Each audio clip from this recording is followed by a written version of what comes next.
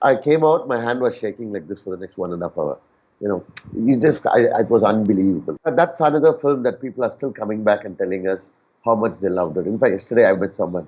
He told me that he has watched the film close to 16 times. Hi, this is Melanie of Pardesi Reviews, and I'm here with the third installment of my three-part series of my interview with Praveen K, National Award winner for film editing for the cult classic film Aaranya Kaanam. In this third part, we talk about his work on the film Kabali, his influences in Western cinema, and his upcoming projects. If you haven't seen the first part installment in the link above, it talks about his background and how he came to film editing and how the film editing processes works for him and his team. And in the second part, we extensively explore his award-winning film Aaranya Kaanam and how he worked together with director Kumararaja to make such an amazing film.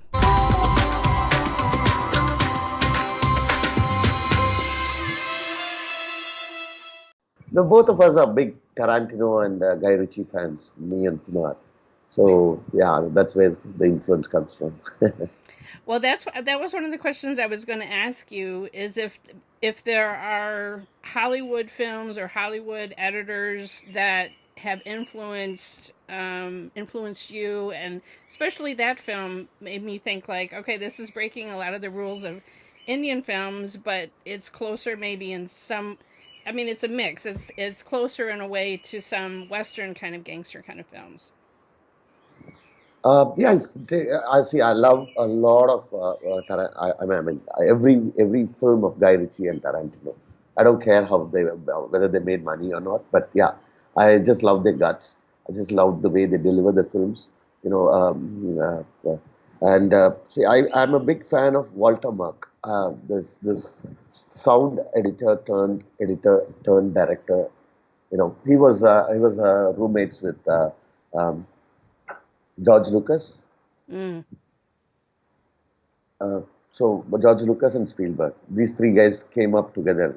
You know. So Walter, but unfortunately, his direction didn't go well. But he has written amazing books about film editing and about how the art of film editing, what you need to do. The book is called "In the Blink of an Eye." Mm. So basically, the book talks about how you're not supposed to edit. What do you mean? What do you mean you're not Yeah, supposed to edit, or it's supposed to feel seamless? You mean, and that that's you're not seeing the edits? Is that what you mean? yes. If you have time, just go through. It's called "In the Blink of an Eye." He tells you when not to break the film grammar, the editing grammar part. So it's an amazing book. I think that changed me completely as an editor. Really? Wow. So Kabali then was a huge commercial success, and I have to tell you my personal story. That was only my second Rajinikanth film that I had ever seen. It's before I had this YouTube channel, but I had seen Entaran, and then so that was my the way you presented Rajinikanth the superstar in that film. That was like imprinting on me of like, okay, the way he sits in a chair, the way he slow mo walks, all of that. Um, what did it feel like to? I'm sure you grew up as a fan of Rajnikanth, and then to like create an iconic teaser moment and all of that. What did it feel like? No, it is everyone's dream to work with someone like that, to be part of his film. Even as I don't necessarily have to be an editor. Even if I was a grip, on the set, I would have still said yes for that film. So yeah, so when it happened, it didn't sink in for the first few days. I still remember walking out of Rajni sir. We all went and met Rajni sir at his home.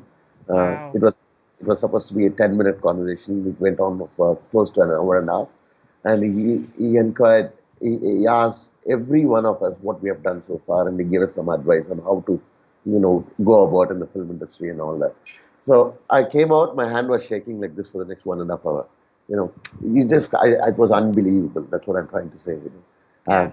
It sank in after 3 days, and then obviously the responsibility sinks in. You're editing one of the biggest film stars, film, and you have to cater to an audience not just in India but across the world. So Right. that's a huge challenge. So we knew the story was not a typical Rajni sir story. We are trying to bring the actor in him, which used to. No, I'm not saying he has not done good films, but I'm saying that there's an actor, intense actor inside, and this Yeah. film needed that Rajni sir back. Uh, Right. we were very clear that we didn't want to follow whatever that was followed for the past 15 years in Rajni sir's career. So Mm. we didn't want all his typical, full entries. We didn't want to do all his typical, fancy dialogues and all that. It was supposed to be an actor, a father searching for his wife. That's all. That's all the film was all about. And yeah, so it was really, really unbelievable until the film got released. Until the film got released, I was still now. So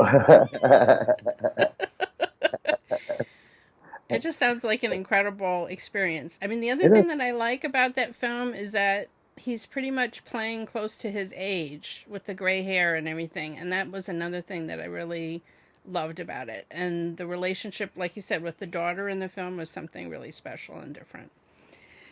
Wow. That's another film that people are still coming back and telling us how much they loved it. In fact, yesterday I met someone. He told me that he has watched the film close to 16 times. So, and he's not a Rajni sir fan. As in, he's a fan of some other actor. That is something that I have definitely learned is that people are it's sort of what tribe do you belong to is which actor that you follow even within the industry.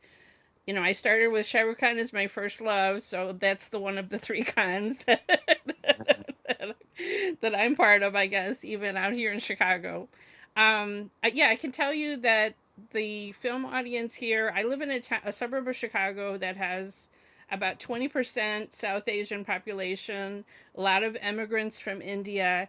And I will go to a Telugu or a Tamil movie and the opening night, and they are there. A Rajinikanth film. I mean, it's not quite the same experience as seeing it in Chennai. I know it's not exactly the same, but I absolutely love going opening night and hearing all the whistles as soon as the big star comes on the screen. There's nothing like it, and that's one thing I'm so sad about. Theaters here are also closed. I don't know when I'm going to feel comfortable going into a movie theater again, but it is nice that some of these films are coming.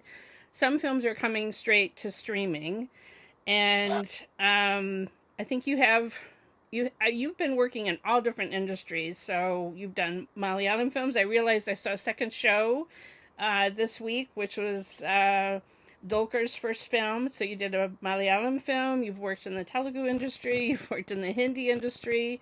Um, like Maharshi was a big Mahesh Babu film that you did a couple of years ago.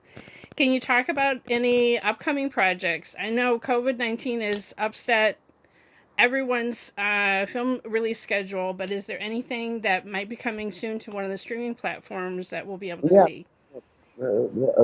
this is the way forward. That's what we are all realizing. We are not, just we realize that there's no point in sitting at home and just talking about the movies that are going to release or wondering when the theaters are going to open. We need to find a solution to fix whatever that we have mess that we are in. So, most of the films that I'm working on will be going to OTT only. That's the plan. So we're trying to negotiate with the players, the OTT players, and see what comes closest to what the producer has spent, or like now probably make a margin out of it. Yeah, there are a few films that I'm working on. One is Kasada Tabara, which means English vowels. That's the English vowels. That's exactly what Rakes told me about it. So, so she's right now she's subtitling that film. That's happening. Um, that's gonna go to maybe Amazon or Netflix. They're still talking to them, but yeah. There's this other film that's a bilingual film, which is Telugu and Tamil. That film is called Kauladari. It's very hard to spell, but I'll just say it. Which is a very intense cop drama. It's about a cop trying to figure out what happened to a family 30, 40 years ago. I could sit at home, watch a Persian film, and understand their culture or language or their tradition only through the subtitles. Right. Right. So that's why I Exactly. was always very keen on from 2007. I've been pushing for it. I've been pushing for content. I've been pushing for the subtitles and all that.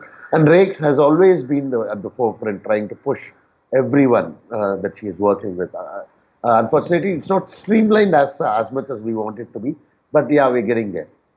Right. I mean, it is it she puts such care, and she knows English idioms and turns of phrase that allow me to be in on the humor of a scene, or she explains if there's some cultural thing happening that I might not be, as a foreigner, might not be familiar with. She just has a great way of doing that, and she also emphasizes subtitling the songs, which is so disappointing when I watch a film and they don't subtitle the songs, because the plot could be moving forward through a song. I mean, it's so vitally important in Indian film, and I feel really left out if that's not included. And she even rhymes everything in English, which is a step beyond what anyone else does. So, anyway, thank you again so much for spending this time with me. I enjoyed our conversation so much. Same Where can people find you online? Are you on Twitter or anything? Or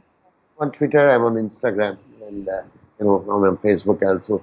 I was away from Facebook for a while, but now there's a necessity that I have to be on Facebook, so I'm back. all right, and you can find me at Pardesi YT on Twitter, and please do subscribe so that you can see more interviews Will like do. this, film reviews, and trailer reactions.